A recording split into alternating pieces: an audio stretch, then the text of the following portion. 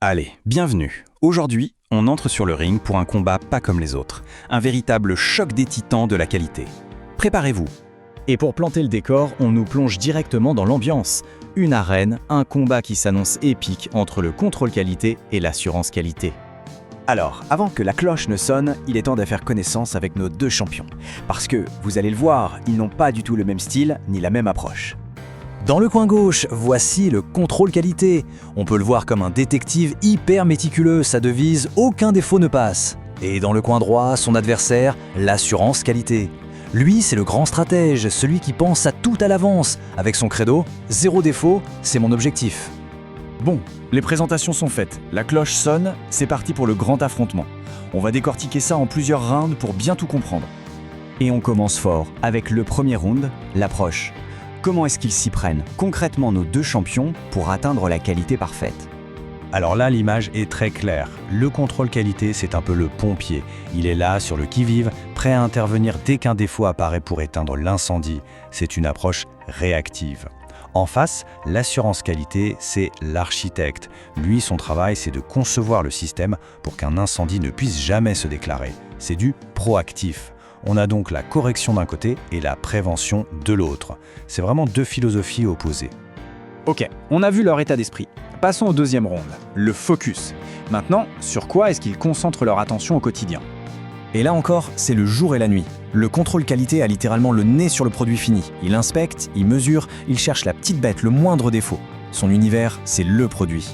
L'assurance qualité, elle, prend du recul. Elle fait un zoom arrière pour regarder l'ensemble du processus, des matières premières à la livraison. Son but n'est pas de vérifier un produit, mais de s'assurer que la manière de fabriquer tous les produits est la bonne. On arrive au troisième et dernier round, et c'est une question essentielle, la responsabilité. Au fond, qui est vraiment sur le terrain? Qui porte le poids de la qualité? Et là, on touche à un point fondamental. Le contrôle qualité, c'est souvent l'affaire d'une équipe dédiée, des spécialistes dans leur coin. Mais l'assurance qualité, eh bien, c'est l'affaire de tout le monde dans l'entreprise. Du dirigeant à l'opérateur en passant par les commerciaux, chacun a son rôle à jouer. C'est une responsabilité partagée, collective, et ça change tout. Bon, les rounds sont terminés. Les styles et les stratégies ont été bien exposés. Il est maintenant temps de connaître la décision, de rendre le verdict. La question est simple. Après tout ça, qui gagne? Qui sort vainqueur de ce duel au sommet? Le détective ou le stratège? Eh bien attention, parce que c'est là qu'arrive le rebondissement, le coup de théâtre. Ce qu'on nous explique, c'est qu'en fait, il n'y a jamais eu de combat.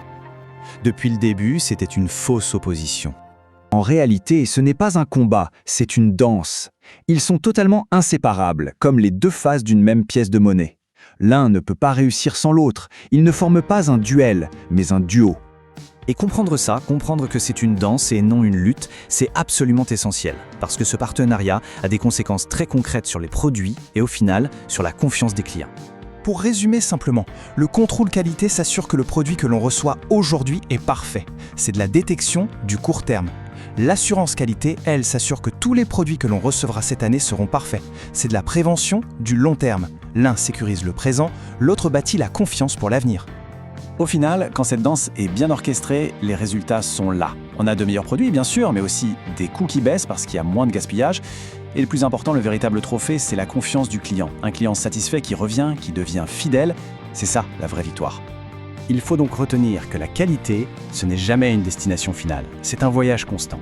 Et la question qu'on peut se poser pour conclure, c'est de savoir si dans une organisation, les équipes dansent en harmonie ou si elles continuent de se battre sur le ring.